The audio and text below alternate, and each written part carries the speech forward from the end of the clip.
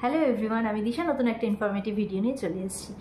তো কারোর এগেনস্টে, কোনো ব্যক্তির এগেনস্টে যদি 376-এর কোনো মামলা হয়ে থাকে, মানে সে যদি কারোর সাথে সাময়িকভাবে একটু মেলামেশা করেছে এবং সেই মেয়েটি কিন্তু তার এগেনস্টে যদি মিথ্যে মামলা করে থাকে 376-এর, মানে তার সাথে সে বসবাস করেছে, থেকেছে, কিন্তু এখন তাকে বিয়ের প্রতিশ্রুতি দিয়ে এখন তাকে বিয়ে করছে না, এরকম মামলা যদি কারোর এগেনস্টে হয়ে থাকে, তো সেক্ষেত্রে আমি বলবো যে আপনি যেই মামলাটা আপনার এগেনস্টে হয়েছে বা যে কেসটা আপনার এগেনস্টে হয়েছে সেখান থেকে ফাইট করে আপনি সেই জায়গা থেকে বেরিয়ে আসুন, নাকি কোনো শর্টকাট অ্যাপ্লাই করে। শর্টকাট অ্যাপ্লাই মানে আমি বলছি, অনেকেই এই শর্টকাটটা অ্যাপ্লাই করে যে এই কেসটা তো অনেক বড়, অনেক দিন ধরে চলবে এবং জামিনের জন্য অনেক টাকা পয়সা খরচ হবে এবং কেসেও অনেক টাকা পয়সা খরচ হবে, তার থেকে ভালো এই মেয়েটিকে বিয়ে করে নাও, বিয়ে করে নিলে তাহলে সমস্ত কেস মিটে যাবে এবং কোনো আর সমস্যা থাকবে না। কিন্তু আমি এটা বলবো যে বিয়ে যদি আপনি করে নেন সেই মেয়েটিকে, তাহলে আপনি আরও বড় সমস্যার মধ্যে ঢুকে পড়বেন। তার কারণ যে বিয়ের আগেই আপনার এগেনস্টে মিথ্যে মামলা করে বসে রয়েছে, সে বিয়ের পরে হাই চান্স আছে আপনার এগেনস্টে যত রকমের মামলা করা যায়, 498, ডোমেস্টিক ভায়োলেন্স, মেনটেনেন্স, যত রকমের যা যা কিছু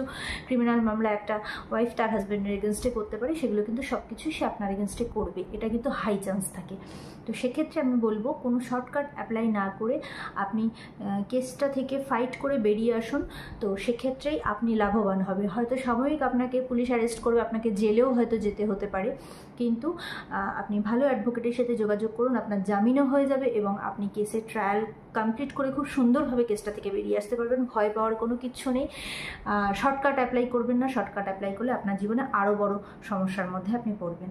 তো যদি ভিডিওটা ভালো লেগে থাকে প্লিজ চ্যানেলটাকে সাবস্ক্রাইব করে দেবেন, আমাকে ফলো করে দেবেন ফেসবুকে, আর আমাকে নতুন নতুন ভিডিও বানানোর জন্য মোটিভেট করবেন। Thank you for watching.